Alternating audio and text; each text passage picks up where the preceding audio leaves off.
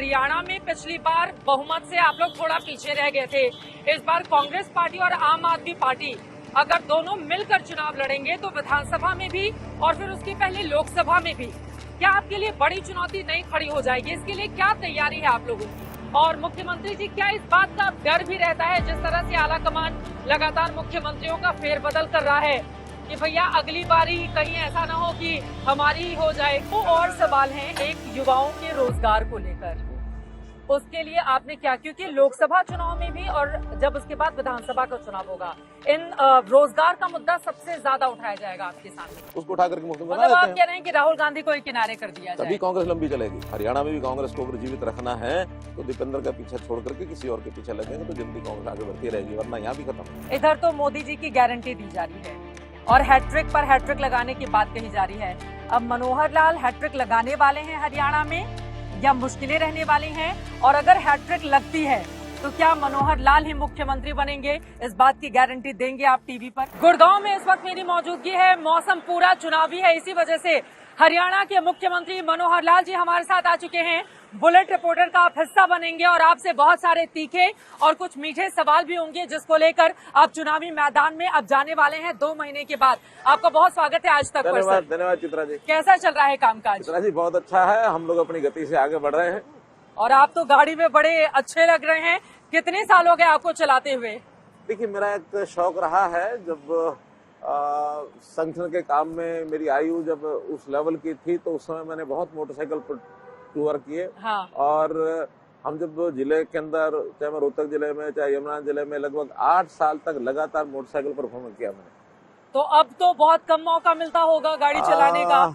व्यवस्थाएं कुछ सरकारी इस प्रकार की बन गई हैं कि मैं चाहूं तब भी रोका जाता कि मोटरसाइकिल नहीं चलाना, लेकिन आज तो मुझे लगा कि आपके साथ मोटरसाइकिल पर कार्यक्रम वगैरह करेंगे तो पुराना अभ्यास भी जरा ताजा हो जाएगा और लोगों को भी अच्छा लगेगा कि हमारे मुख्यमंत्री मोटरसाइकिल चला लेते हैं। बड़े सारे सवाल हैं, मैं वो पूछने वाली हूँ। विपक्ष के बहुत इल्जाम है आपके पास, क्योंकि 24 में एक तरफ लोकसभा का चुनाव है तो उसी के 2-3 महीने के बाद आपके लिए विधानसभा की भी परीक्षा की घड़ी नजदीक आ जाएगी।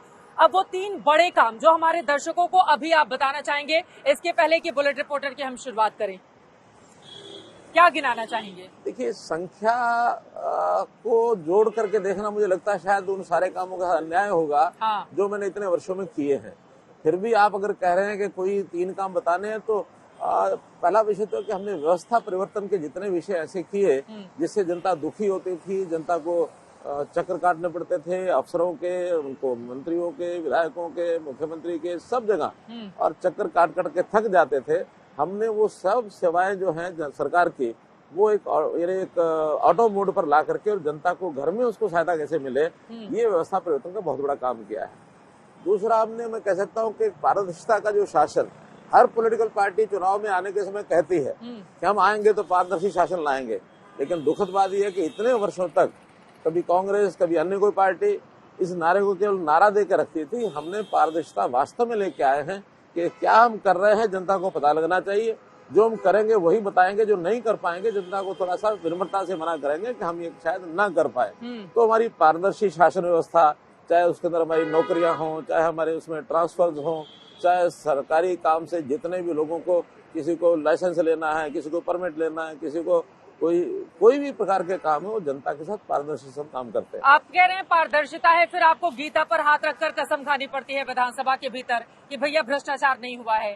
देखिए, वो एक विषय विशेष था। हाँ। जो एक आरोप लगाया गया मेरे ऊपर कि आपने इस काम के लिए और कोई कदम नहीं उठाया है, और उन्होंने एक इस प्रकार की बात कह दी कि आपके उस ऑफिसर की चैट जो है किसी अधिकारी के साथ मिली है प्रूफ होने के बाद भी, और आपने नहीं उठाया। हमने कहा कि उसकी जानकारी आप हमें दीजिए, नहीं तो हम भी खोजेंगे। अगर वैसी चैट मिलेगी तो, और संयोग से उन्होंने कहा कि आप गीता के बहुत बड़े समर्थक हैं और गीता के कार्यक्रम भी चल रहा है इस समय, और गीता का कार्यक्रम चल रहा है, तो मुझे संयोग से मैं हमेशा गीता अपने पास रखता हूँ।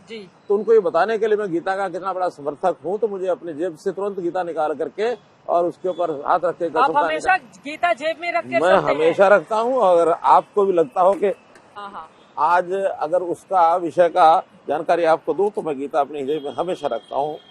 अच्छा है, हमेशा भगवत गीता ये छोटी सी आप अपनी जेब में लेकर चलते हैं। कितने साल हो गए इस तरह से भगवत गीता अपने साथ लेकर चलते हुए? अब एकदम साल का आंकड़ा तो मैं नहीं बता सकता, लेकिन जब से गीता के बारे में मुझे जानकारी मिली कि गीता में एक ऐसे जीवन का सार उसके अंदर है कि कोई भी व्यक्ति यानी गीता वो पढ़ के याद कर पाए न कर पाए, लेकिन गीता का प्रभाव इतना, गीता पर विश्वास हो जाए तो गीता के सिद्धांत अपने मन में उतरते हैं। मुख्यमंत्री जी, अब ये बताइए, जगदीप धनखड़ जी का मामला बहुत तेजी से चल रहा है और जाट वाला मुद्दा बनाकर बीजेपी उसको लेकर क्यों आगे चल रही है? हरियाणा में आप भी उठा रहे हैं इस मुद्दे को।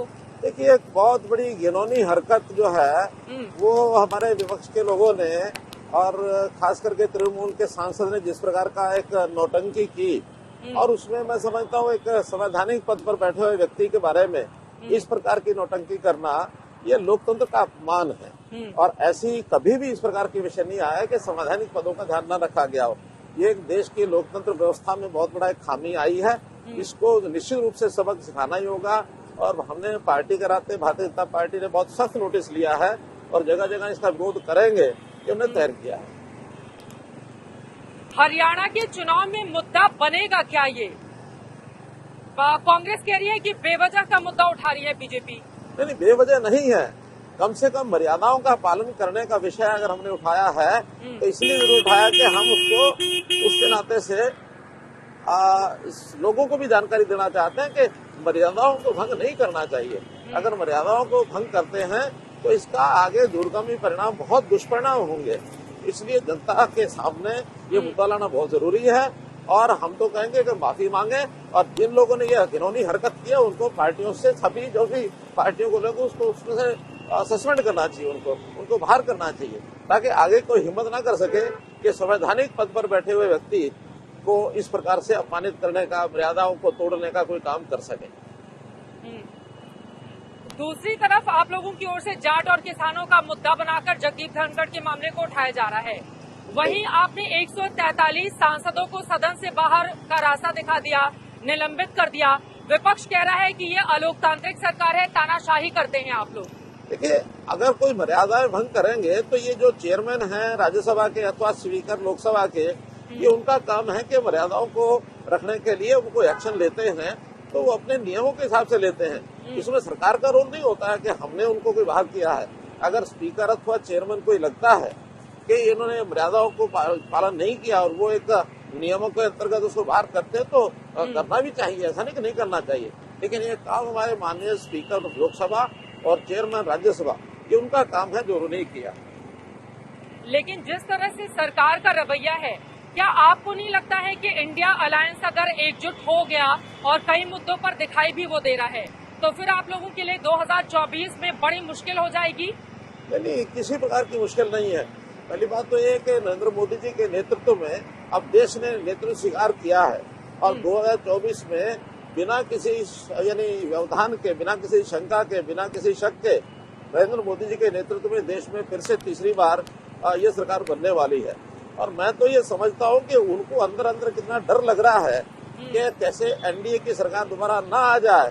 और वो देखें तो इस निर्णय से जो आप इंडिया की बात कर रहे हैं वो अप्रोक्ष रूप से उसको स्वीकार भी कर रहे हैं कि एनडीए आएगी, क्योंकि उन्होंने उसमें बोला यही है एनडीए के आगे उन्होंने आई लगा के कहा आई एनडीए। उनको डर लग रहा है कि एनडीए आएगी तो खुद मान रहे हैं कि आई एनडीए, तो एक दूसरे को सचेत कर रहे हैं। लेकिन हरियाणा में पिछली बार बहुमत से आप लोग थोड़ा पीछे रह गए थे। इस बार कांग्रेस पार्टी और आम आदमी पार्टी अगर दोनों मिलकर चुनाव लड़ेंगे तो विधानसभा में भी और फिर उसके पहले लोकसभा में भी क्या आपके लिए बड़ी चुनौती नहीं खड़ी हो जाएगी? इसके लिए क्या तैयारी है आप लोगों की? आज जनता सब समझ चुकी है कि अगर हरियाणा में भी पिछली बार, पहली बात तो कि मैंडेट हमें 2014 से ज्यादा मिला था। 2014 में हमको 34% का मैंडेट था और 2019 में 37% का मैंडेट मिला था। ये अलग बात है कि हमारी सीटें 7 कम रह गई थी और वो 7 सीटें कम रहने का कारण ये था कि सभी विपक्षी दल एक टैक्टिकल अंडरस्टैंडिंग उन्होंने की कि बीजेपी को हराने के लिए सब लोग इकट्ठे हो जाओ। तो जो चीज वो 2019 में कर चुके हैं उससे बड़ा हथियार 2024 में उनके पास नहीं है। लेकिन 2024 में हरियाणा की जनता ने फिर से भारतीय जनता पार्टी की सरकार लाने के लिए संकल्प किया है। रोजगार के मुद्दे पर और महंगाई के मुद्दे पर विपक्ष आपको घेर रहा है उसका क्या जवाब है आपके पास? देखिए, महंगाई के बारे में बिल्कुल स्पष्ट है कि केवल एक बात कहने के लिए, आलोचना करने के लिए कर रहे हैं, क्योंकि महंगाई के बारे में एक हमको स्पष्ट है कि हमेशा सरकारी कर्मचारियों का जो एक महंगाई भत्ता होता है, वो महंगाई भत्ता हर 6 महीने बाद उसका आंकलन होता है। और पिछले अगर हम टर्म की बात करते हैं तो 2006 से लेकर 2016 तक 10 वर्ष का जो पीरियड था, उसके अंदर महंगाई भत्ता और वो 100% से ऊपर 125% पहुंच गया था। और अब 2016 से 2023 7 साल हो गए हैं। 7 साल में आज भी कुल मिलाकर के 48% महंगाई है। तो एक तरफ 7 साल में 48%, एक तरफ 10 साल में 125%। तो महंगाई का तो आंकलन आप इससे लगा सकते हैं। इसलिए इन 7 सालों में कई महंगाई नहीं हुई है। एक नॉर्मल कोर्स ऑफ जो इन्फ्लेशन होता है वो वर्ल्ड वाइड फिनोमेना है, उसमें चाहे वर्ल्ड में कहीं भी हो, इंडिया हो, वो एक गति जो है वो 7 साल में 48% महंगाई होना है। ये महंगाई भत्ता जो तय किया, ये कोई महंगाई ज्यादा नहीं है पिछले मतलब आपको लग रहा है कि इसकी काट बीजेपी के पास मौजूद है। अब मैं आ जाती हूँ प्रधानमंत्री नरेंद्र मोदी पर। प्रधानमंत्री को लेकर क्या बोलेंगे आप, मोदी जी को लेकर? मोदी जी आखिर देश के अंदर एक इस प्रकार का नेता जो आज तक कभी आया नहीं, और व्यवहार के नाते हो, आचरण के नाते हो, कर्म के नाते हो, मैं समझता हूँ कि आज तक के जितने प्रधानमंत्री आए हैं अपने देश के, उन सब में नंबर 1 है उनका।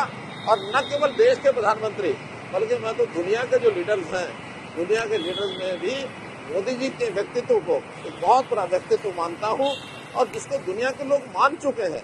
बहुत बड़े बड़े देशों के जो राष्ट्राध्यक्ष हैं, राष्ट्राध्यक्ष उनसे बात करते हैं, उनसे सलाह लेते हैं, और उनके बारे में हमेशा एक टिप्पणी करते हैं कि मोदी जी ही इस दुनिया को एक शांति का रास्ता दिखा सकते हैं। हमारे देश की सांस्कृतिक जो विरासत है, जो विचारधारा है, उसको लेकर के मोदी जी जैसा आगे बढ़ रहे हैं, उसमें से दुनिया के लोग भी अब अपेक्षा करते हैं कि मोदी जी देश को बचाएंगे, दुनिया को बचाएंगे। जब भी किसी मुख्यमंत्री को इस तरह से ताजपोशी दी जाती है, जिसके बाद दुनिया आश्चर्यचकित रह जाती है। अभी हाल ही में 3 राज्यों के नतीजे आए, उसमें हमने देखा, आप खुद मध्य प्रदेश गए थे और वहां पर मोहनलाल यादव जी को मुख्यमंत्री बनाया गया, आपकी ओर से ऐलान भी किया गया। तो बार बार उदाहरण आपका दिया जाता है कि देखिए मनोहर लाल जी को भी तो अचानक से इस तरह से मुख्यमंत्री बना दिया था। तो ये जो बीजेपी के छुपे रुस्तम हैं, किस तरह से उनको ढूंढकर अपने बड़े बड़े चेहरों को दरकिनार करके बीजेपी काम करती है, इसके बारे में तो मुझे लगता है मुख्यमंत्री जी आप ही ज्यादा बेहतर बता पाएंगे, क्योंकि सबसे बड़ा और पहला उदाहरण आपका ही दिया जाता है। देखिए, जहाँ तक भारतीय जनता पार्टी का विषय है, यहाँ हर नेता अपने आप को पहले कार्यकर्ता मानता है, और कार्यकर्ता जो होते हैं वो सब समान होते हैं। कार्यकर्ताओं को काम करने का जब दायित्व मिलता है तो अपनी कार्य पद्धति, अपना संस्कार, इन सब से वो एक उच्चतम कोटि का जो काम करने का जो एक तरीका रहता है, उसको वो अपनाता है, और अपने लक्ष्य को पूरा करने के लिए अपना जी जान सब कुछ लगा देता है।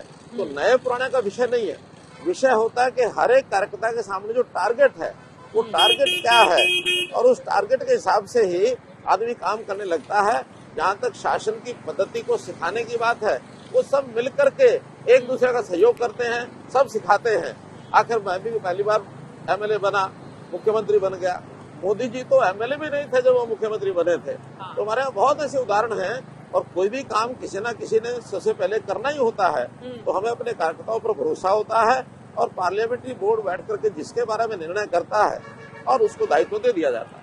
तो मोहन यादव जी का नाम आपको दिल्ली से बताकर भेजा गया था या विधायक दल की बैठक में फैसला लिया गया? नहीं, मैंने वहाँ के जो नेता हैं उनसे ही बातचीत की थी, और केंद्र के नेताओं से ही बातचीत की थी। तो एक जब कंसेंसस बना, उस कंसेंसस के नाते से, और फिर राष्ट्रीय अध्यक्ष जी से बात करके, और हमारे जो पूर्व वहाँ के जो मुख्यमंत्री उस समय थे उनसे बात की, उन्होंने कहा ये ठीक है। तो बल्कि वहाँ के जो उस समय के मुख्यमंत्री शिवराज जी, तो शिवराज जी ने स्वयं ही उनके नाम का और प्रपोजल दिया, और उनको फिर सेकंड करने वाले हमारे प्रमुख नेता सब थे, और बाद में सर्वसम्मति से उनके नाम को स्वीकार कर दिया। कुछ और राजनीतिक सवाल हैं, उस पर मैं आऊंगी, लेकिन खाली समय में आप क्या करना पसंद करते हैं? और आपको बड़ी सारी भाषाएं आती हैं, जरा उसके बारे में भी हमारे दर्शकों को जानकारी दीजिए। आप फिर बताएं क्या? आपको कई भाषाओं का ज्ञान है, क्या क्या भाषाएं आपको आती हैं? देखिए, वैसे तो हिंदी, अंग्रेजी ये हमारी भाषा ऐसी रही है जिसको हमने पढ़ाई भी की है, सीखी भी है। मेरी मातृभाषा जो परिवार में बोली जाती है वो पंजाबी भाषा रही है। मैंने संयोग से तमिल भाषा ये भी सीखी है। कुछ प्रदेशों में जाने के बाद वहाँ का सामान्य ज्ञान, गुजरात के अंदर गए तो गुजरात के छोटे मोटे भाषाओं का ज्ञान हमने लिया। मैंने अपने पिताजी से उर्दू भी सीखी थी। और मैं एक बार जापान गया तो जापान की भाषा में भी मैंने वहाँ कुछ अपना विषय रखा और बाद में फिर मैंने जापान की भाषा को कुरुक्षेत्र यूनिवर्सिटी के अंदर क्लासेस शुरू हुई तो वहाँ भी मैंने जापानी भाषा सीखी है। तो मेरा एक शौक रहा है कि जो कम्युनिकेशन के तरीके हैं, भाषा उसमें सबसे बड़ा विषय है। इसलिए कोई भी भाषा सीखना ये बहुत अच्छा रहता है। कम से कम जिस प्रदेश की, जिस देश की भाषा सीखी जाए उस देश के लोगों के साथ एक संबंध बनाने का एक अच्छा तरीका है भाषा सीखना। इसलिए मुझे शौक है। अब मैं आजकल जापानी के लिए थोड़ा और समय निकाल रहा हूँ कि जापानी भाषा में थोड़ा और आगे बढ़ा जाए। खाली समय में आप क्या करना पसंद करते हैं? जब खाली होते हैं तो क्या हॉबीज क्या है आपकी? देखिए, हॉबीज में तो मैं हमेशा काम करने में ही मेरा विश्वास रहता है। कर्म ही पूजा है। मैं इस गीता के एक वाक्य को हमेशा धार के रखता हूँ। हाँ, जब कभी खाली हो गए, थोड़ा समय मिल गया तो जो मेरे साथी लोग हैं, हम यानी जो साथ काम करने वाले लोग हैं, उनसे भी गपशप करता हूँ। कंप्यूटर पर बैठ करके जो नई नई जानकारियां हैं, चाहे वो गूगल के माध्यम से, किसी के माध्यम से, उसका भी मैं सहारा लेता हूँ ताकि ज्ञानवर्धन उसमें से हो जाए। और बहुत से ऐसे विषय होते हैं जो हमें नई जानकारियां आज के युग में इस सिस्टम से, डिजिटल सिस्टम से हमको मिलती है। मैं नई जानकारी को देखना, गाना सुनना, क्या इसके लिए टाइम मिलता है? मूवीज देखना, बहुत ज्यादा शौक नहीं है, लेकिन कोई अच्छा देशभक्ति का गाना हो तो उसको मैं गुनगुना लेता हूँ। क्योंकि संघ की प्रचारक के नाते से मैं बहुत से गीत सुने भी हैं, गाए भी हैं। और उस समय मन पर एक संस्कार होता है उन गीतों का, तो हमेशा मैंने उसका भी मैंने काम किया। एक बार एक हमारा अधिकारियों का हमने एक ट्रेनिंग कैंप लगाया था और उस ट्रेनिंग कैंप में एक गीत मुझे बहुत पुराना याद था।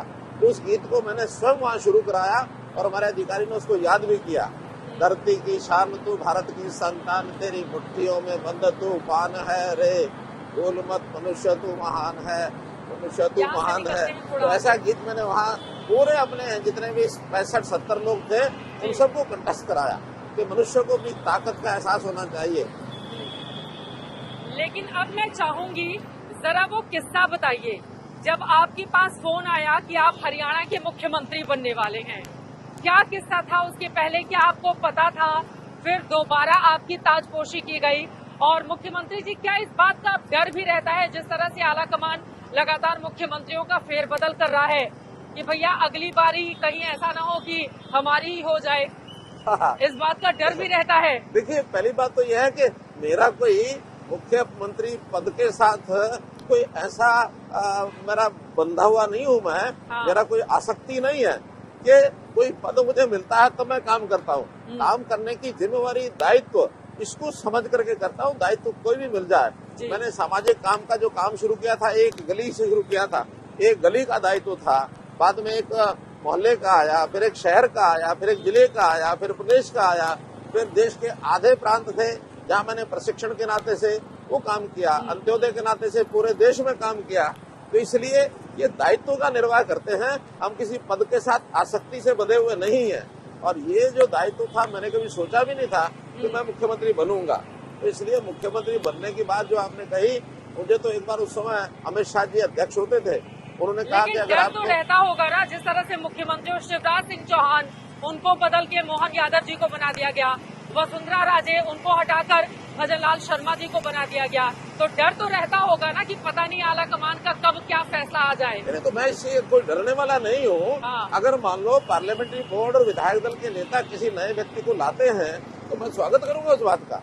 आखिर हमेशा चलता पानी वही अच्छा लगता है और उसके अंदर ही नई ऊर्जा, नई चेतना के साथ अगर कोई काम करने का अवसर मिले तो आखिर अभी बाकी पहले भी तो नेता बदलते रहे हैं, नए आए हैं। जब कभी जनसंघ की स्थापना हुई थी उस समय श्यामा प्रसाद मुखर्जी वो उसके अध्यक्ष थे, बाद में बदल करके कितने ही अध्यक्ष हुए। उसके बाद प्रधानमंत्री के नाते से भी सबसे पहले मौका मानो अटल जी को मिला, बाद में अभी नरेंद्र मोदी जी भी आ गए हैं। मुख्यमंत्री के नाते हमारे से पहले डिप्टी चीफ मिनिस्टर हरियाणा के डॉक्टर मंगल सेन रहे थे। और ये क्रम लगातार सदा चलता रहता है। तो इस चलते हुए प्रवाह में कभी किसी को यानी कोई दुख और गम का विषय नहीं होता है। ये चलता पानी है और इसके नाते से हम अनुभव के नाते से प्रदेश की सेवा करना ये हर एक कार्यकर्ता का, हर एक विधायक का, हर एक मंत्री का, हर एक मुख्यमंत्री का काम है। तो हम इस देश की जनता के लिए काम करते हैं, अपने पदों के लिए काम नहीं करते। लेकिन ये चौंकाने वाला फैसला, मतलब आदमी अच्छा काम करे फिर वो सोचेगा इनाम के तौर पर हमें कुछ मिले। अब उधर शिवराज सिंह चौहान, हालांकि उनकी ओर से खोलकर तो नहीं कहा गया, लेकिन कम से कम बॉडी लैंग्वेज उनके चेहरे से तो लग ही रहा है कि वो दुखी हैं। और लाडली बहना योजना ने काम किया मगर उनको किनारे कर दिया गया। नहीं, कोई दुखी नहीं होता है। एक क्षण मात्र की एक बात होती है कि मेरा दायित्व परिवर्तन हुआ है और दायित्व परिवर्तन के बाद उस क्षण के बाद आदमी सोचता है कि मुझे जो नया दायित्व मिलेगा तो जिस तन्मयता से, जिस मेहनत से, जिस सूझबूझ से पहले वाले दायित्व पर काम किया, नए दायित्व को भी काम करेंगे। तो कार्यकर्ता में जितनी क्षमता, योग्यता और जो उसकी एक प्रकार से काम करने की शक्ति होती है, उसको ध्यान में रखते हुए हर समय दायित्व को न कोई दिया ही जाता है। अगर इससे पहले भी जो पूर्व मुख्यमंत्री हमारे हैं उनको बहुतों को दायित्व दिया गया, चाहे वो हिमाचल के अंदर हमारे दायित्व बदले हैं, चाहे छत्तीसगढ़ में, उत्तराखंड में, जहाँ पूरे इससे पहले गुजरात में भी कई मुख्यमंत्री रहे, उनको भी नए सिरे से दायित्व दिए गए हैं। तो दायित्व तो किसी भी कार्यकर्ता के यानी एक प्रकार से उसकी एक मेहनत करने की जो कला है, उसकी कार्यक्षमता है, उसका विचारवान और उसकी आयु और उसका सब कुछ ध्यान में रखते हुए नए दायित्व मिलते हैं। जिसको भी जो दायित्व मिले हमेशा तैयार रहता है। तो यहाँ पर हम एक चाय की दुकान पर आ गए हैं। मुख्यमंत्री जी से और भी सवाल जवाब होंगे। महिलाएं दिखाई दे रही हैं, ये बताइए, महिलाओं को लेकर बड़े तेजी से बीजेपी आगे बढ़ रही है। महिलाओं के लिए हरियाणा की सरकार ने क्या किया है? देखिए, अब ये लोग पलट के आप लोगों से सवाल पूछेंगी। नहीं, बिल्कुल सही बात है, सवाल पूछेंगी, कोई दिक्कत नहीं है। बल्कि हम तो हर बात का जवाब देने के लिए हमेशा तैयार रहते हैं और जो समाज की सेवा, महिलाओं की सेवा, इसमें कभी पीछे हटे नहीं है। मैं सबसे पहले तो आपको याद कराऊंगा कि हरियाणा को हमारे जो शासन आने से पहले बेटियों को मारने वाला प्रदेश माना जाता था। बिल्कुल बिल्कुल। जेंडर रेशो कितनी बुरी तरह से प्रभावित थी। बेटी बचाओ बेटी पढ़ाओ की शुरुआत हरियाणा से ही प्रधानमंत्री मोदी जी ने कहा कि मुझे ये, हालांकि देश में और भी प्रांतों में समस्या है लेकिन उनका हरियाणा में ज्यादा है, इस अभियान को हरियाणा से शुरू करना है। 22 जनवरी 2015 को मोदी जी की पानीपत में बहुत बड़ी रैली कराई, उसी में बेटी बचाओ बेटी पढ़ाओ का आह्वान किया गया और हमने उसी दिन से शुरू किया काम। आज मुझे प्रसन्नता है कि हमारे सारे विभाग, समाज के अंदर विभिन्न संस्थाएं, एनजीओ, पंचायतें, खाप पंचायतें, सबने सहयोग किया और आज जनता में एक जागरूकता आई है, जिसके कारण से वो जो 871 की जेंडर रेशो है, अब एनुअल 932 की जेंडर रेशो दर्ज हो चुकी है। अच्छा। तो इसलिए ओवरऑल महिलाओं की संख्या ये पॉपुलेशन में भी बढ़ रही है और हर एक क्षेत्र में महिलाएं जो इस समय काम कर रही हैं उसमें भी हम लगातार काम कर रहे हैं। चाहे वो स्पोर्ट्स हो, इवन खेती में महिलाएं बहुत आ रही हैं, भर्ती आर्मी में भर्ती हो रही हैं, महिलाएं हमारी जो है स्पोर्ट्स के नाते से तो कर ही रही हैं। इवन वैज्ञानिक महिलाएं, हमारे कल्पना चावला का नाम कितना बड़ा नाम है देश भर के अंदर, कल्पना चावला एक वैज्ञानिक बन गई। पुलिस के अंदर प्रयासों से आज गुरुग्राम में महिलाएं बेझिझक होकर घूमती हैं। सिक्योरिटी का कोई इशू नहीं है यहाँ पर। तो गुरुग्राम तो वैसे भी इतना बड़ा शहर है, ये तो होगा ना हरियाणा के अलग अलग हिस्सों में बाकी जगहों पर सुरक्षा मुख्यमंत्री जी दे पा रहे हैं, नहीं दे पा रहे हैं? नहीं, पूरी सुरक्षा हम देते हैं। हमने तो बल्कि महिलाओं की सुरक्षा महिलाओं के हाथों से ज्यादा अच्छी होती है। जब हमने अनुभव किया कि कुछ महिलाएं, जब महिला के विरुद्ध अपराध होता है तो सामान्य थानों के अंदर अपनी बात को कह नहीं सकती थी, हमने उसके लिए कहा कि महिलाओं के थाने अलग होंगे और आज हरियाणा में 29 महिलाओं के थाने हैं। हर जिले में कम से कम एक तो है ही, कहीं कहीं 2 भी हैं। और हमने कहा कि अब ना सही है, खुल के कहिए, क्योंकि महिलाएं अपनी बात को महिलाओं के सामने जाके कर सकती हैं। तो इसलिए ओपनली अब उसका एक दुष्परिणाम दूसरा जो लोग हमारे ऊपर यानी आरोप लगाते हैं कि अब जो है एफआईआर बढ़ गई है। हमारा कहना है कि एक समय था जब महिलाओं के विरुद्ध अपराध होने में पहले तो दर्ज नहीं कराती थी, दर्ज कराए तो उसके खिलाफ कोई एफआईआर दर्ज नहीं करता था। और एफआईआर जब दर्ज नहीं करते थे तो मैंने डीजीपी, जो सबसे पहले डीजीपी हमारे 2015 में थे, उनको मैंने एक वाक्य कहा अंडरलाइन करके कि not to register a crime would amount to again a new crime. तो हम उस पुलिस वाले को पकड़ लेंगे जिसने उसको दर्ज नहीं किया।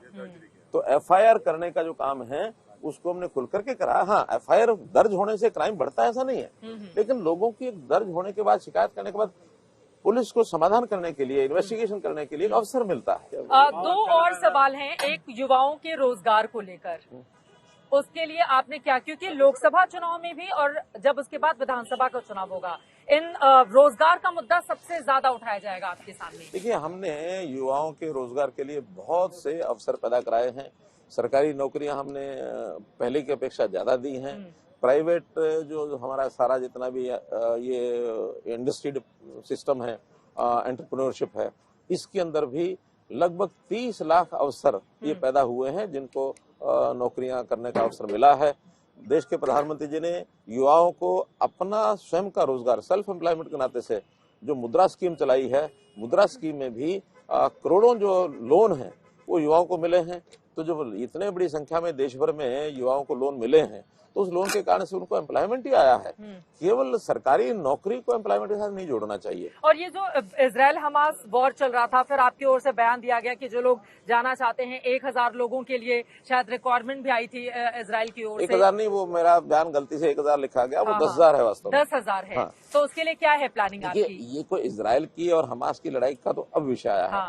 हमने तो योजना 1 साल पहले बना ली थी। मैं स्वयं जब दुबई गया था तो वहाँ कुछ एजेंसीज जो वर्कफोर्स को एम्प्लॉयमेंट के नाते से अपने देश से लोगों को बाहर भेजते हैं, ऐसी 12-13 एजेंसी से मेरी बातचीत हुई। उन सबने कहा कि हाँ, देश में अनएम्प्लॉयमेंट को देखते हुए कुछ लोगों को अगर स्किलिंग करा करके दूसरे देशों में वहाँ युवा वर्ग नहीं है काम करने वाला, वहाँ अगर भेजेंगे तो उनको हम एम्प्लॉयमेंट दिला सकते हैं। उनके साथ हमारा करार हुआ और हमारा करार था कि जल्दी से जल्दी हरियाणा से 1 लाख लोगों को कैसे भेज सकें। उस पर जब काम शुरू किया तो ये हमारा तीसरा ऑर्डर है। पहले से पहले थोड़े थोड़े लोग 20-30-50 लोग गए, लेकिन अब बड़ा ऑर्डर जो मिला तो इजराइल में, क्योंकि कुछ देशों के उनकी नाराजगी हुई, वहाँ के लोग आने बंद हो गए, तो उन्होंने कहा कि हमारे यहाँ काम बहुत विकास के चलते हैं, तो हमको चाहिए 10,000 लोग। हमने उसका एडवर्टाइजमेंट दिया कि जो जाना चाहे, हम कोई किसी को जबरदस्ती तो नहीं भेज रहे हैं, कोई जाना चाहेगा जिसको लगता है, क्योंकि आज भी इजराइल में देश की दुनिया के लोग आते जाते तो नहीं है। कोई युद्ध की बात अलग है, कोई आर्मी में थोड़ी जा रहे हैं उनकी, वहाँ काम करने के नाते सिविल वर्क्स हैं, वहाँ करने के नाते अलग अलग प्रकार के, कहीं मजदूरी करेंगे, कहीं यानी मैसेज का काम करेंगे, कहीं टाइलिंग लगाने का काम करेंगे, कहीं इलेक्ट्रिशियन का काम करेंगे। तो इस प्रकार के काम करने वाले और अच्छी सैलरी वहाँ उनको मिलती है।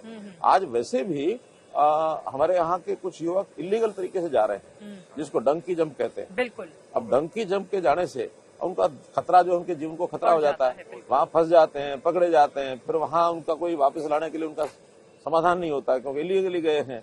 और कुछ लोग तो वहाँ पर इतने नुकसान हो गया है कई बच्चों का, तो वो बच्चे वापस आ ही नहीं पाए। हाँ, लेकिन हम लीगल तरीके से अगर कहीं भी देश में, अपने देश से या हमारे प्रदेश से लोग जाएंगे दुनिया में, तो भेजने की व्यवस्था हमने की है। ठीक है, अब आगे बढ़ते हुए देखिए, आपकी चाय भी ब्लैक टी तैयार हो रही है। अब मैं आ जाती हूँ 2 और मुद्दे। आपकी चाय आप ले लें ब्लैक टी, मुझे तो आप दूध वाली चाय पिला सकते हो। समान नागरिक संहिता, उत्तराखंड सरकार इसको लेकर आगे बढ़ रही है यूसीसी को, तो हरियाणा की इसके बारे में क्या है तैयारी? देखिए, विचार अच्छा है। हाँ। क्योंकि एक देश के रूप में एक एकता और यूनिटी बनाए रखने के लिए सामाजिक सौहार्द ये बहुत जरूरी है। और सामाजिक सौहार्द तब होता है जब कम से कम सिविल लेवल पर कोडिंग जो है वो एक हो। सिविल लेवल पर अगर हम अलग अलग लोगों को अलग अलग दिशा में काम करने देंगे, बहुत से विषय तो बहुत व्यक्तिगत होते हैं। हरियाणा सरकार लागू करने जा रही है, नहीं लागू करने जा रही है? हमने अभी दूसरे प्रांतों का अध्ययन कर रहे हैं, उत्तराखंड भी इसको लागू कर रहा है। हाँ। तो जैसे वहाँ के कानून पास होते हैं तो हम उसके विरोध में नहीं है, हम उसके समर्थन में, लेकिन बार बाकी जगह का अध्ययन करके अब फिर उसमें से लागू करेंगे। कहीं जो चीज वो लागू कर रहे हैं वही करनी है, उसमें कुछ और बढ़ानी है, क्योंकि ये परस्पर एक एनालिसिस विश्लेषण करने का विषय होता है। लेकिन लागू करने की पूरी तैयारी है, आप लोगों की पूरी तैयारी है। राम मंदिर 22 तारीख को प्राण प्रतिष्ठा करने जा रहे हैं प्रधानमंत्री नरेंद्र मोदी। डॉक्टर मनमोहन सिंह, सोनिया गांधी, राहुल गांधी, विपक्षी नेताओं को भी इन्विटेशन दिया गया है। आप लोग भी वहां पर पहुंचेंगे क्या? मुख्यमंत्री को भी बुलाया गया है, या आप लोगों की दिल इच्छा क्या है? नहीं, ऐसा है। हाँ। अभी तो प्रधानमंत्री जिस दिन जाएंगे उसकी एक निश्चित सूची है, वो लोग जाएंगे। हाँ। उनको निमंत्रण दिया गया है। मुख्यमंत्री उसके बाद एक एक प्रदेश के मुख्यमंत्री अपने अपने दिनों को तय करके, क्योंकि वहाँ व्यवस्था भी देखनी पड़ती है, बहुत लोग जाने के लिए तैयार हैं, तो हमारे लिए एक दिन का तय होगा 22 जनवरी के बाद। जो भी नेक्स्ट 15 दिन में, महीने में हरियाणा को दिन मिलेगा, उस दिन मैं भी जाऊंगा और हमारे हरियाणा के लोग भी जाएंगे। तो राम मंदिर को मुद्दा बनाकर फिर जाएंगे क्या आप लोग चुनावी? राम मंदिर अब तो मतलब मथुरा, काशी, अयोध्या, सब का सब हर जगह मामला कोर्ट में लेकर जा रहे हैं आप लोग, उसको लेकर बीजेपी आगे बढ़ रही है। ये कभी भी राजनीतिक मुद्दा नहीं रहा है, कभी नहीं रहा है और ना आगे रहेगा। लेकिन इस देश की ऐसे वोट तो मिलते रहे हैं ना बीजेपी को। देखिए, जनता जिस चीज को आगे बढ़ाना चाहती है हाँ। और वो चीजें ठीक हैं, तो हम भी तो जनता के हिस्से हैं। आखिर जनता कोई चीज को चाहती है और हमें लगता है ठीक है, तो हमको जनता के हिस्से के नाते साथ लगना ही है। जनता के विरोध में तो नहीं जा सकते हम। इसलिए जो चीजें जनता में मूवमेंट खड़ा होता है, मानो आज जनता में कोई एक विषय खड़ा होता है, जैसे बेटी बचाओ बेटी पढ़ाओ की बात, ठीक है, सरकार ने चलाया, जनता ने साथ दिया। अगर कोई विषय कल को जनता उठाती है, जनता नशा विरोध के विषय में, और बहुत से ऐसे संत महात्मा और एनजीओ वो लग गए हैं, सरकार उसका सहयोग कर रही है, करेंगे। जनता में कोई अच्छी मूवमेंट जब शुरू होती है तो उस नाते से एक दूसरे का सहयोग करने का काम होता रहता है। हम भी जनता के हिस्से हैं। ठीक है, जनता के आप हिस्से हैं, जनता को ही चुनाव करना है। आखिरी के 2 सवाल एक बार फिर से विपक्षी नेताओं को लेकर। नरेंद्र मोदी के सामने विपक्ष में आपको कौन दिखता है कद्दावर? किससे है मुकाबला भारतीय जनता पार्टी का, नरेंद्र मोदी का? मैंने अभी 2 दिन पहले एक विषय, हालांकि वो पहली बार ही उस विषय को मैंने कहा है, पता नहीं कैसे लगेगा लोगों को या कांग्रेस को। कांग्रेस अगर ये पारिवारिक पार्टी न रहे और सबको साथ लेके चले तो कांग्रेस लंबी चल सकती है। उदाहरण के लिए बहुत शानदार इनके कांग्रेस के 5 साल, ठीक है, हम विपक्ष में रहे, लेकिन नरसिम्हा राव देश के प्रधानमंत्री बने, कहीं कोई इनको समस्या नहीं आई, क्योंकि नरसिम्हा राव उस परिवारवादी सिस्टम में से बाहर थे। बाद में मनमोहन सिंह 10 साल रहे, इनको कोई समस्या नहीं आई, भले उनके ऊपर एक रिमोट कंट्रोल रखा हुआ था, लेकिन फिर भी फ्रंट पे अगर मनमोहन सिंह थे तो कांग्रेस को समस्या नहीं आई। लेकिन मनमोहन सिंह के हटते ही फिर से सोनिया गांधी ने राहुल गांधी को फ्रंट पर ला करके फिर अपना खेल चालू कर दिया। और राहुल गांधी उनके बड़े नेता हैं, तो वो क्यों नहीं रखे? मैं इसलिए कह रहा हूँ, बड़े नेता के साथ साथ वो परिवार के एक उसी परिवार, जिस परिवार का वाद का, वंशवाद का हम विरोध कर रहे हैं, आखिर बाहर कोई नहीं है क्या? हमारे यहाँ भी मुख्यमंत्री बनते हैं तो किसी मुख्यमंत्री के बेटे को कभी स्थान मिलता है? कोई भी कहीं से भी हमारा जो अच्छा कार्यकर्ता होता है उसको उठा करके मुफ्त में बना देते हैं। आप कह रहे हैं कि राहुल गांधी को एक किनारे कर दिया जाए, तभी कांग्रेस लंबी चलेगी। और केवल यानी देश में राहुल गांधी नहीं, मैं तो भूपेंद्र हुड्डा को भी सलाह दे चुका हूँ, हरियाणा में भी कांग्रेस को अगर जीवित रखना है तो दीपेंद्र का पीछा छोड़ करके किसी और के पीछे लगेंगे तो जल्दी कांग्रेस आगे बढ़ती रहेगी, वरना यहाँ भी खत्म है। इंडिया अलायंस जोश से आगे बढ़ रहा है, मुश्किलें तो पैदा करेगा ना। अगर नहीं, एक सीट वो पर मैं तो कह रहा बीजेपी का कैंडिडेट, उनका जो अलायंस है वो अलायंस मान चुका है। क्या मान चुका है? वो लिखते हैं, पहले लिखते हैं आई, फिर लिखते हैं एनडीए, आई एनडीए।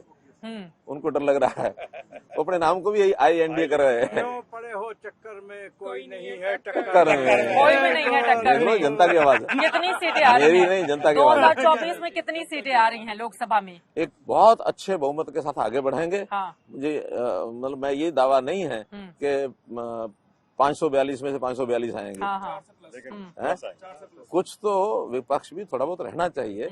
आखिर विपक्ष नहीं रहेगा तो कभी कभी मान लो हमारे से कोई गलती हो जाए तो कोई बताने वाला चाहिए ना कि गलत हुआ। आप निकाल के बाहर कर रहे हैं। नहीं, वो तो अपने कर्मों से निकल के गए हैं। जिस प्रकार से कल उन्होंने आंदोलन 2 आदमी तो यही किया कि हमको निष्कासित करो, तो चेयरमैन साहब ने कहा कि नहीं, ये निष्कासित करना है कोई डिमांड थोड़ी होती है, ये तो चेयर जो है फैसला करती है। फिर उन्होंने इसी बात को लेकर के अपनी इच्छा पूरी करने के लिए कभी वेल में चले गए, कभी मेज के ऊपर चढ़ गए, कभी शोर मचाया, कभी पर्चे फेंके। यानी डिमांड है हमको बाहर करो। और हरियाणा में क्या हाल रहने वाला है? क्योंकि 24 में आपकी भी परीक्षा है। हरियाणा में बहुत स्मूथ चल रहा है। और इस स्मूथनेस के कारण से आज विपक्ष में कहीं किसी प्रकार का कोई दम नहीं है। आलोचना करने के लिए उनको करना ही है, क्योंकि वो विपक्ष है। अगर हमारे समर्थन में बोलने लग जाए तो उनको विपक्ष कोई नहीं कहेगा, फिर विपक्ष के हिस्से बन जाएंगे। इसलिए दिखाने के लिए उनको कुछ ना कुछ आलोचना करनी होती है। उनके पास कोई मुद्दा नहीं है, मुद्दा विहीन हो चुके हैं। हाँ, कुछ गिने चुने लोग ऐसे होते हैं जिनको अपनी नेतागिरी करनी होती है, वो उसका एक ठेका उन्होंने लिया हुआ है, वो करते हैं। तो इस नाते से हरियाणा की जनता, आज हमने गरीब आदमी तक सरकार की सेवा का लाभ कैसे पहुंचे, इसकी व्यवस्थाएं बना दी हैं। डोर स्टेप पर पहुंचते हैं। हमारे यहाँ गरीब आदमी क्या, उसकी सबसे आवश्यकता क्या होती है? अन्न चाहिए खाने के लिए। 26 लाख, 26.5 लाख राशन कार्ड थे।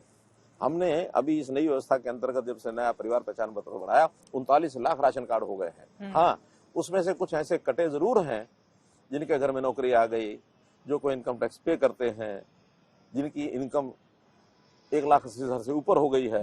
हमने तो बीपीएल का लेवल भी बढ़ाया है। किसानों को लेकर, क्योंकि हमने एक लंबा आंदोलन भी देखा है यहाँ पर, किसानों को लेकर क्या व्यवस्था आप लोगों की ओर से की गई है? अभी भी उनकी नाराजगी रह रहकर सामने आती रहती है। कि सरकार ने जो वायदे किए वो मैंने पूरे नहीं एक वाक्य किए। पूरा बताया पहले आपको कि कुछ ऐसे ठेकेदारी लेकर के चल रहे हैं, वो किसी भी ऐसे नाम को पकड़ लेते हैं जिस नाम को लेके उनको लगता है कि जनता में बड़ा बवाल खड़ा हो जाएगा। वो कभी किसान को लेके खड़े हो जाएंगे, कभी महिला को लेके खड़े हो जाएंगे, कभी युवा को लेके खड़े हो जाएंगे। किसान संतुष्ट हैं आपसे? संतुष्ट हैं। मैं उदाहरण बताता हूँ आपको। अभी पिछले शनिवार, आपकी जानकारी के लिए, हर शनिवार शाम को मैं एक सीधा संवाद करता हूँ ठीक है। जनता से, और उसमें मेरे साथ लगभग 18,000, 20,000, 25,000 लोग टेलीफोनिकली जुड़ते हैं। एक वर्ग विशेष होता है, और उससे उनसे जो हम बात करते हैं ऑर्गेनिक बात होती है, जैसे आप हम बात कर रहे हैं, कोई प्री रिकॉर्डेड नहीं, कोई कुछ नहीं, बिल्कुल उनसे बात करते हैं और वो हमसे पूछते हैं भाई आपकी समस्याएं बताओ। इस समय जितना सुखी किसान है पास्ट में कभी रहा हो ऐसा याद नहीं आता। कैसे? हमने उनकी फसलें एमएसपी पर 14 फसलें हरियाणा ऐसा है जो एमएसपी पर खरीद रहा है, कोई दूसरी स्टेट नहीं खरीद रही है। बाकी स्टेट, बाकी ज्यादा धान है, गेहूं है, ज्यादा गन्ने का रेट फिक्स करते हैं, 2-3 फसलें। हमने 14 फसलें लेनी शुरू की हैं। कोई फसल नहीं खरीद सकते हैं तो उसको हम भावांतर भरपाई योजना में पैसा कैश देते हैं। बिक्री होने के बाद जो पहले बिचौलियों के पास पैसा जाता था, अब वो पैसा सीधा उनके खाते में जाता है। हम लगभग 70 से 80 हजार करोड़ रुपया पिछले 3 सालों में, 4 सालों में सीधा किसानों के खातों में भेजा है। किसान अपने आप को लखपति कभी नहीं कहता था, आज किसान अपने आप को करोड़पति भी कहते हैं। ये तो हमने किसानों की बात कर ली है। अब आखिरी सवाल, इधर तो मोदी जी की गारंटी दी जा रही है और हैट्रिक पर हैट्रिक लगाने की बात कही जा रही है। अब मनोहर लाल हैट्रिक लगाने वाले हैं हरियाणा में या मुश्किलें रहने वाली हैं? और अगर हैट्रिक लगती है तो क्या मनोहर लाल ही मुख्यमंत्री बनेंगे? इस बात की गारंटी देंगे आप टीवी पर? देखिए, न तो मैंने पहले कभी मुख्यमंत्री बनने के लिए कोई विषय कभी उठाया था, ना पार्टी में, ना जनता में। ये तो 2014 में अमित शाह जी हमारे राष्ट्रीय अध्यक्ष उस समय थे, उन्होंने मुझे बुलाया एक दिन कि हम ऐसा सोचते हैं कि आप कहीं एक जगह से चुनाव लड़ें। कहाँ से लड़ना है मुझे कोई कॉन्स्टिट्यूंसी पता नहीं थी, क्योंकि विचार ही कभी नहीं किया था। मैंने 7 दिन का समय मांगा। 7 दिन के समय के बाद मैंने अपने कुछ साथियों से बातचीत की, उन्होंने मुझे एक नहीं कोई दर्जन भर कॉन्स्टिट्यूंसी बता दी कि यहाँ से आप लड़ सकते हैं। अब उस दर्जन भर में फैसला कौन करेगा, ये हमने जाकर के अमित शाह जी को बता दिया। मेरे बारे में जनता ने ये सोचा है, बताइए आप कहाँ से लड़ना है। बातचीत करते कराते आधे घंटे बाद उन्होंने किससे बात की, किससे नहीं की मुझे मालूम नहीं, उन्होंने कहा आप करनाल से चुनाव लड़ो, जाओ। हम करनाल चले गए और करनाल में मैं समझता हूँ कि उस फर्स्ट इलेक्शन के अंदर 70% के आसपास मुझे टोटल जो मैंडेट है वोट का वो मुझे मिला। 1,16,000 वोट से मैं जीता। लोग हैरान रह गए कि ये आदमी जिसने कभी चुनाव सोचा नहीं, हालांकि मेरा परिचय करनाल में बहुत है, पहले भी था। और जब मुख्यमंत्री बनाया वो वाली कहानी बताइए, क्या गुण देखे थे? क्योंकि आपके गुणों के आधार पर हम लोगों को ये पता चलेगा कि अभी जिन 3 राज्यों में मुख्यमंत्रियों के नाम का ऐलान हुआ है उनमें क्या देखा होगा। एक का तो ऐलान मैं ही करके आया हूँ, एक का ऐलान तो मैं ही करके आया हूँ। बिल्कुल बिल्कुल, मोहन यादव जी के बारे में क्या देखा आपने? मुझे उस बारे में नहीं पता, मुझे इतना पता है कि मैं सामाजिक काम करने का मेरा 40 साल से ऊपर का अनुभव ये सबके सामने था। मैंने 1977 में 77 में सामाजिक काम शुरू किए थे। उससे पहले पढ़ाई, कुछ अपना व्यापार, दुकान, ये सब करता था। 77 से 2014 कितने साल हो जाते हैं? 23 और 14 37। बिल्कुल। हाँ। अब 37 साल के मेरे काम का मेरा खुला यानी चैप्टर है, खुला पाठ है। हाँ। कोई छुपा हुआ नहीं। किसी हैट्रिक पे आप कुछ बोल नहीं रहे हैं, मुख्यमंत्री बनेंगे या फिर पता चले दिल्ली से फोन आ जाए कि भैया मुख्यमंत्री जी जाइए सांसदी का चुनाव लड़िए? अभी तो कुछ भी हो सकता है बीजेपी में। अपने पद के साथ आसक्ति हाँ। या भारतीय जनता पार्टी के किसी कार्यकर्ता को नहीं रहती। कौन सा पद उसके पास आज है, कौन सा कल होगा, कोई आसक्ति नहीं रहती है। हमारा पार्लियामेंट्री बोर्ड और विधायक दल, हाँ, ये दोनों मिल करके जो निर्णय करते हैं वो हो जाता है। तैयार रहते हैं आप लोग? हमेशा हमेशा। मोह नहीं होती है कुर्सी के साथ? नहीं, मैंने बताया आसक्ति मोह एक ही बात है, आसक्ति होती ही नहीं है। हम तो जनता की सेवा करने की आसक्ति मन में है। वो सेवा किस रूप में संगठन कराए, हाँ, उसी रूप में खड़े हो जाते हैं। जनता हमारे लिए श्रेष्ठ है। तो जीत रहे हैं 24 निश्चित रूप से। भारतीय जनता पार्टी की सरकार की हैट्रिक।